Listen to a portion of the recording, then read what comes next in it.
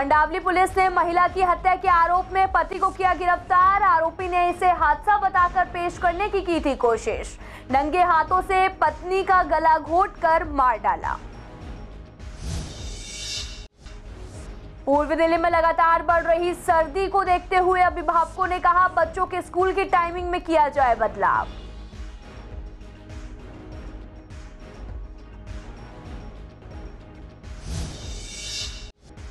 Corona को लेकर पूर्वी दिल्ली के बाजारों में कुछ लोग लगा रहे हैं मास्क, कुछ नहीं। लोगों ने कहा कोरोना से बचने के लिए बरते सावधानी।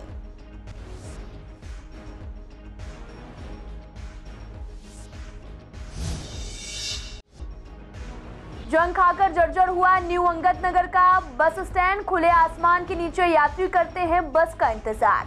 बस स्टैंड पर नहीं है कोई भी व्यवस्था।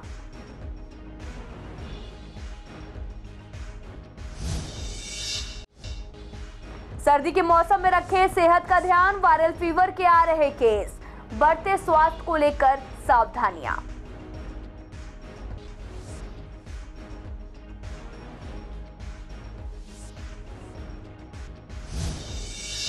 नमस्कार, मैं आपके साथ अंकिता पाल। आप सभी का पूर्वी दिल्ली खास में एक बार फिर से स्वागत है। रुक करते हैं खबरों की तरफ। थाना मंडावली में सूचना मिली थी कि मंडावली में एक महिला बेहोशी की हालत में पड़ी मिली है। सूचना मिलने पर स्थानीय पुलिस मौके पर पहुंची और 25 साल के सद्दाम पत्नी अफसाना को मृत पाया। उसके माथे पर कुछ चोट के निशान भी देखे गए। पुलिस ने जब पोस्टमार्टम कराया तो रिपोर्ट में खुलासा डॉक्टर ने किया कि अफसाना की मौत हाथ से गला घोंटने की वजह से हुई है। इसके साथ ही थाने मंडावली में आईपीसी की धारा 302 के तहत मामला दर्ज कर लिया गया। अफसाना के पति सद्दाम से लगातार पूछताछ में खुलासा हुआ कि उसे अपनी पत्नी के चरित्र पर शक हुआ था। जिस दिन वो अपने घर पर मौजूद था उस दिन वो कहीं बाहर से आई थी। पति और पत्नी के बीच बहस हुई जिसके दौरान सद्दाम ने उसे धक्का दिया जिससे उसके माथे पर चोट आई और उसके बाद उसने अपने हाथों से उसका गला दबाकर मार डाला। पूछताछ के दौरान सामने आए तथ्यों के आधार पर मामले में सद्दाम को गिरफ्तार किया गया। दिल्ली में बढ़ती ठंड और शीतलहर के बीच बच्चों को भी सुबह स्कूल जाने में ठंड का कहर झेलना पड़ता है। साथ ही अब कोरोना का खतरा एक बार फिर से पनप रहा। इसी संबंध में हमने बच्चों के पेरेंट्स से बात की। साथ ही दिल्ली में जिस तरह से ठंड बढ़ रही है, इस बीच स्कूल प्रशासन को बच्चों के लिए क्या फैसला लेना चाहिए, तो पेरेंट्स ने यही कहा कि बच्चों के स्कूल जाने के समय में परिवर्तन की जरूरत है। बच्चों के स्कूल का समय थोड़ी देर का कर देना चाहिए ताकि बच्चे सर्दी की चपेट में आने से बचें।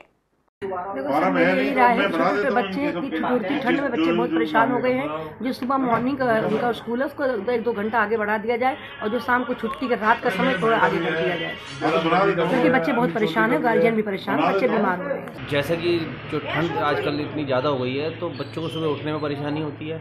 और उसके अलावा एक कोविड का जो माहौल चल रहा है, कोविड में क्या होता है कि एक तो अपना कोविड जो सर्दी खांसी क्या है, कोविड ही तो है और है क्या। तो इस हिसाब से बच्चों को थोड़ा सा 1-2 घंटे की जो राहत देनी है। जैसे स्कूल जो है, जैसे सुबह 7 बजे का है वो 7 बजे की जगह 9 बजे खुल जाए और जो बात का है उसको 2 घंटे आगे कर लीजिए। टाइमिंग स्कूल वालों को अपना कोर्स कंप्लीट करना वो सारी बात सही है, लेकिन उसके अलावा बच्चों की सेहत भी बहुत ज़रूरी है। बिल्कुल, छोटे छोटे बच्चे हैं, अभी तो बड़ों को ही उठने में बहुत दिक्कत महसूस हो रही है। तो छोटे बच्चों को तो बीमारी भी आ रही है आगे और ठंड भी बहुत ज़्यादा हो रही है, कोहरा इतना ज़्यादा है। तो उसके अकॉर्डिंग तो बच्चों का टाइमिंग बढ़ना चाहिए। बाई चांस जो 7 वाला है वो 9 बजे हो जाए और छोटे बच्चे तो छोटे बच्चों का तो टाइमिंग अप होना ही चाहिए। जैसे ठंड बढ़ गई है उस हिसाब से बच्चों की छुट्टियां कर देनी चाहिए, क्योंकि ज़्यादा ठंड पड़ रही है और ठंड के कारण बच्चे स्कूल नहीं जा पाएंगे और उससे बीमार पड़ते हैं बच्चे। पूर्वी दिल्ली में एक बार फिर से कोरोना का खतरा बढ़ता जा रहा। ठंड, प्रदूषण, अब कोरोना ने भी लोगों की चिंता बढ़ा दी है। एक बार फिर से हर तरफ कोरोना महामारी का खतरा पनप रहा। कोरोना के लगातार बढ़ते मामले वाकई चिंता का विषय बनते जा रहे। ऐसे में जहां पीएम नरेंद्र मोदी ने लोगों से मास्क लगाने की अपील की, अब लोग कोरोना से बचने के लिए क्या सावधानियां बरत रहे, ये देखने के लिए हमारे संवाददाता मोहित शर्मा कृष्णानगर और विश्वास नगर मार्केट पहुंचे, जहां पर लोगों ने मास्क लगाया हुआ था तो वहीं कुछ लोग बगैर मास्क के घूम रहे थे। ऐसे में हमारे संवाददाता ने लोगों से बात की तो उन्होंने बताया कि सरकार जिस तरीके से कोरोना को लेकर जागरूक हुई है, उसी तरह से लोगों को भी जागरूक होना चाहिए, तभी इस महामारी से बचा जा सकता है। देखिए, अगर किसी भी स्टेट का सीएम या देश का पीएम अगर कोई एडवाइजरी जारी करता है तो नेचुरली कोई ना कोई सोच समझ के ही करते हैं। अगर हमारे देश के पीएम ने बोला है मास्क जरूरी है तो बट नेचुरली हम भी चाहेंगे कि आज मास्क लगा कर ही काम करें। सर, ये बहुत इम्पॉर्टेंट है और एक अच्छा स्टेप है कि हम ऑलरेडी पहले से सतर्क हो रहे हैं और मार्केट और एसोसिएशन हर तरह से सब लोग अलर्ट हो चुके हैं और एज अ प्रधानमंत्री या गवर्नमेंट जितनी जल्दी ये स्टेप ले रही है और जैसा कि दिख रहा है इसका बहुत अच्छा रिजल्ट मिलेगा। देखिए सर, ये फैसला तो सही है, जनता के हित में है, इसकी बात तो ज़रूरी है। जिस तरीके से ये बीमारी बढ़ रही है, कल को देश को संकट की स्थिति आ सकती है, ये पब्लिक को देखना चाहिए। ये सर ज़रूरी है मास्क लगाना, ये वैसे धूल मिट्टी के लिए भी बेस्ट ही है और जो अब दोबारा रिटर्न में कोरोना आ रहा है उसके लिए भी बेस्ट है। मार्केट में 2 घंटे चले देखिए तो मास्क लगाना ज़रूरी बहुत तरीके से है, यानी कि ये नहीं कि कोरोना फैल रहा है तभी मास्क लगाएं। नॉर्मली अगर आप रोड पे भी निकलते हैं तो जो ट्रैफिक है, धूल मिट्टी है और भी आपका ऐसे ओजोन लेयर डिप्लीटेड होती है पॉल्यूशन की वजह से, तो पॉल्यूशन एक ऐसी चीज़ है जो आपको हार्म पहुंचा सकता है आपके लंग्स को, आपकी बॉडी को, प्लस साथ में जो छोटे बच्चे हैं जो आपके स्कूल जाते हैं उनके लिए मास्क लगाना बहुत जरूरी है। तो वहीं ईस्ट अंगद नगर में बना बस स्टैंड काफी सालों से जर्जर हालत में है, लेकिन कोई सुनवाई नहीं हो रही, किसी तरह का सुधार देखने को नहीं मिल रहा। यात्रियों का कहना है कि यहाँ पर शेड तक नहीं है, जिससे बरसात में खड़े होकर बस का इंतजार करना काफी मुश्किल हो जाता है और गर्मियों की धूप सीधा सर पर लगती है। बस स्टैंड की हालत इतनी खराब है कि कभी भी कोई हादसा हो सकता है। साथ ही जो लोग यहाँ पर नए आए हैं उनको भी काफी दिक्कतें आती हैं, क्योंकि यहाँ पर कोई भी बोर्ड तक नहीं लगा ये जानकारी दे सके कि यहाँ से कौन से नंबर वाली बसें जाती हैं। यहाँ तो सब कुछ टूटा पड़ा, ऊपर छतरी नहीं है, हैं जो भाई बारिश उरिश आ जा तो बंदा कहाँ खड़ा होगा, किसी पर छाता है किसी पर नहीं है, मजबूरी तो सबकी उसमें है। और गर्मी में मतलब कहने का वैसे धूप की इतनी तेज होती रहती है, तो कुछ तो सुविधा होनी चाहिए ना। चाहिए जब ऐसा हालत हो रही है, जंग पंग लगा पड़ा है और उस पर कुछ टाप भी नहीं रखा है, तो कैसे बंदा खड़ा हुआ है और कैसे क्या करा है। हाँ बसें तो आती है पर कितना टाइम लग जाता है। यहाँ पर बस स्टैंड का जाना है, हमें बाहर चांदनी चौक जाना है, यहाँ पर कुछ पता ही नहीं चल रहा है कि कहाँ पर जाना, क्या नंबर है, न नाम है, पेंट वगैरह कुछ भी नहीं करा हुआ है। हो सकता है तो यहाँ पर थोड़ा ये सब राइटिंग में लिखो तो हम बाहर से आने वाले को थोड़ा मालूम चले कि कहाँ, जो लोग को मालूम चले कि वहाँ पर क्या नंबर में कौन सी बस जाती है, कौन सी आती है। इस स्टैंड से बसें जाती हैं V3S मार्ग की तरफ, विकास मार्ग की तरफ। ये ठीक है कि इसकी हालत खस्ता है, इस पर शेड नहीं है, प्रॉपरली बैठ नहीं सकते, कई बार 1-1 घंटा बस की वेट करते रहते हैं, कोई प्रॉपर यहाँ पर वो नहीं है। गर्मी में बिल्कुल धूप लगती है, यहाँ तो सेकने के लिए खड़े नहीं हो सकते। सर्दी में तो धूप सेकने के लिए अच्छा है, धूप मिल जाती है, लेकिन उस समय रुक नहीं सकते हम, यहाँ बैठ नहीं सकते। लेकिन इससे बहुत बुरी हालत उसकी है। हालत ये कम से कम मेरे ख्याल है 15 साल से करीब ऐसा का ऐसा ही है। ऐसा ही है? हाँ जी, इससे पहले इसके ऊपर सीमेंट की चादरें थी, वो टूट टाट के गई इधर उधर, उसके बाद ये ऐसा का ऐसा ही है। ये यहाँ झुग्गी वालों ने कपड़े डालने का वो स्टैंड बना रखा है, जो गंदे मंदे कपड़े, ऊपर से पानी नीचे गिरता है, जो कोई बैठ नहीं सकता है। दिल्ली एनसीआर में सर्दी का सितम लगातार जारी है, लोगों को ठिठुरन वाली सर्दी का एहसास हो रहा, बच्चों से बुजुर्गों तक सभी इस ठंड के प्रकोप को झेल रहे। बढ़ती सर्दी की वजह से लोगों को काफी परेशानियां हो रही, लोगों में वायरल फीवर देखने को मिल रहा। वैसे तो साल के इस मौसम के अंदर नवंबर, दिसंबर, जनवरी, फरवरी, मार्च तक वायरल फीवर्स की बहुत तादाद बढ़ जाती है। खासकर अस्पतालों की ओपीडी के अंदर मरीजों की संख्या जो खांसी, जुकाम, बुखार, सिर दर्द, गला दर्द, ये सब चीज़ों को लेकर आते हैं, इनकी संख्या ज़्यादा है। कई बार खासकर बच्चों के अंदर अगर ये हो, या जो व्यक्ति जिनको एस्थमा हो चुका हो, या जो बुजुर्ग लोग हैं जिनको कि चेस्ट की प्रॉब्लम्स रिपीटेडली होती हैं, उनके लिए ये समय ज़्यादा खतरनाक होता है, क्योंकि वायरल बीमारियों के साथ साथ जब पोल्यूशन और मौसम का जो टेम्परेचर का बदलाव है 6 डिग्री से 22-23 डिग्री तक, ये कई बार उनके लिए परेशानीदायक हो सकता है। मैं तो ये आपके माध्यम से सजेस्ट करूंगा, जितने भी 60 साल से ऊपर वाले लोग हैं, फ्लू की वैक्सीन ज़रूर लगा लें। और ये फ्लू की वैक्सीन आपको फ्लू वायरस से नहीं बचाव करती, आपको 30% से ज़्यादा वो कोविड से भी बचाव करती है। तो फ्लू वैक्सीन ज़रूर लगाएं, खासतौर से 60 साल से ऊपर वाले लोग। हमारी सरकार बहुत सतर्क है इस मामले में और बहुत तेज़ी से उन्होंने टेस्टिंग, ट्रैकिंग, ट्रीटमेंट, वैक्सीनेशन और कोविड अप्रोप्रिएट बिहेवियर लागू करने के लिए विचार कर लिया है और उस पर मीटिंग हो रही है। और इस BF7 को, जैसे आपने कहा, जल्दी से जल्दी पता चले कि ये BF7 हमारे यहाँ तो नहीं आ गया, कुछ जगह पाया गया है हिंदुस्तान में भी। उसके लिए सब लैब्स जीनोम सीक्वेंसिंग करेंगे। राष्ट्रीय राजधानी दिल्ली में ठंड और कोहरे का सितम लगातार जारी है। दिल्ली में बीते 2 दिनों से कोहरे और धुंध के साथ कड़ाके की ठंड का दौर भी शुरू हो गया है।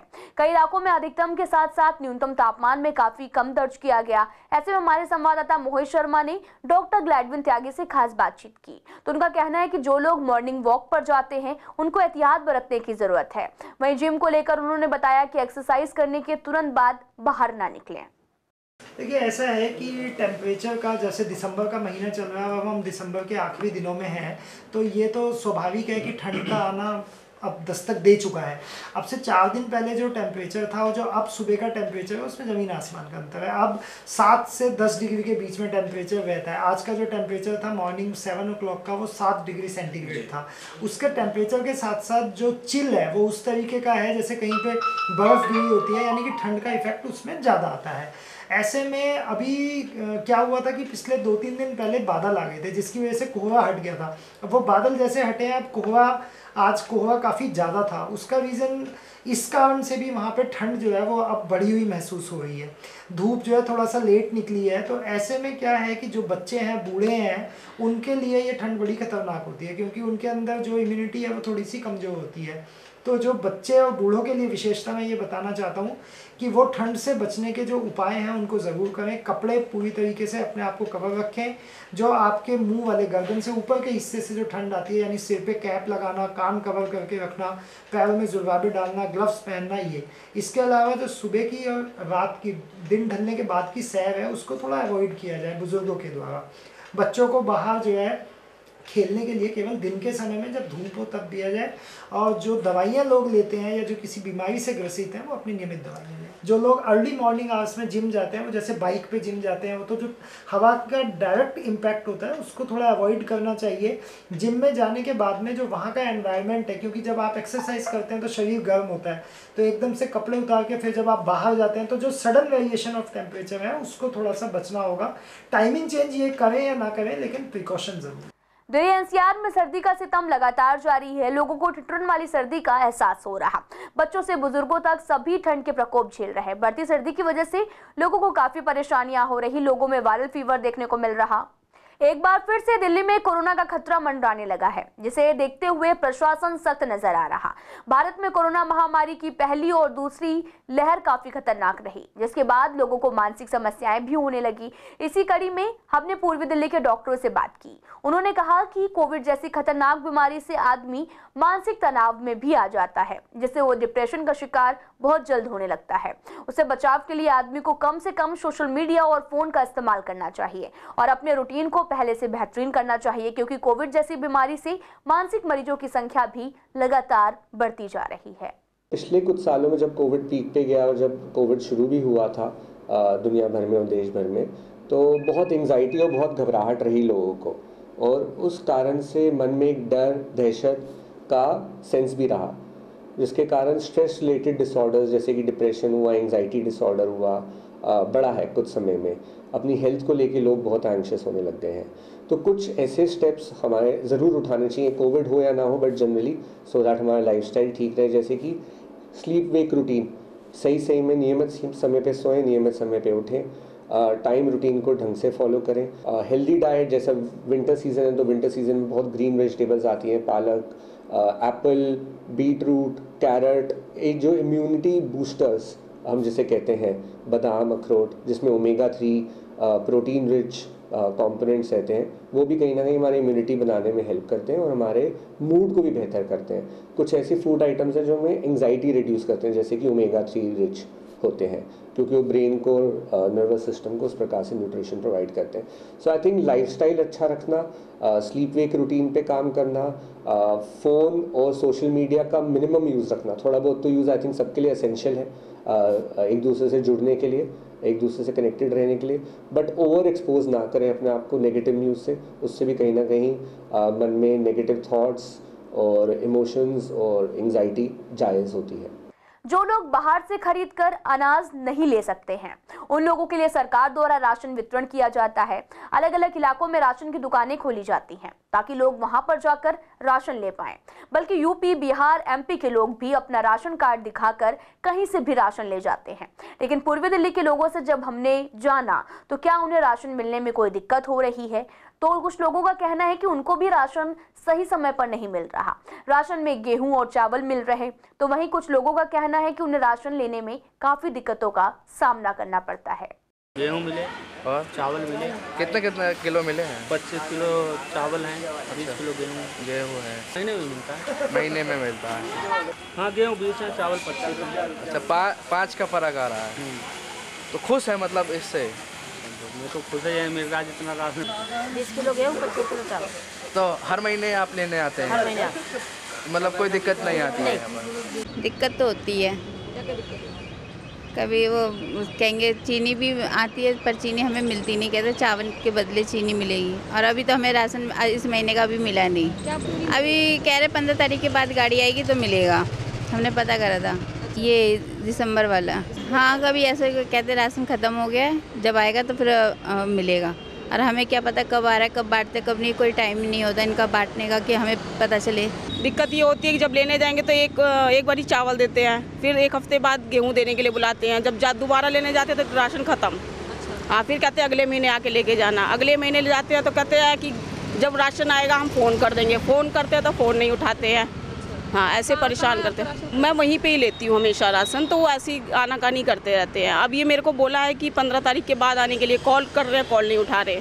नहीं, यूपी का इसीलिए मेरे को कोई वजह लगती है कि यूपी का है कि कहीं मतलब हम तो गरीब बंदे कमाने के लिए यहाँ आए हुए हैं। मिलता जाता है, मतलब एक दिन मिलता है चावल, एक दिन मिलता है गेहूँ, और खत्म हो जाता है तो मिलता नहीं। मिलता नहीं। क्या कहते हैं आपको? ये कहते हैं खत्म हो गया, फिर ले जाना, फिर गाड़ी है। क्या लगता है कि सच में खत्म हो जाता है या फिर वो लोग बचा के रख लेते हैं? वो एकदम और देते हैं, 20-25 आदमी को देते हैं। फिलहाल इस बुलेटिन में इतना ही। तमाम खबरों के लिए आप देखते रहिए CCN लाइव।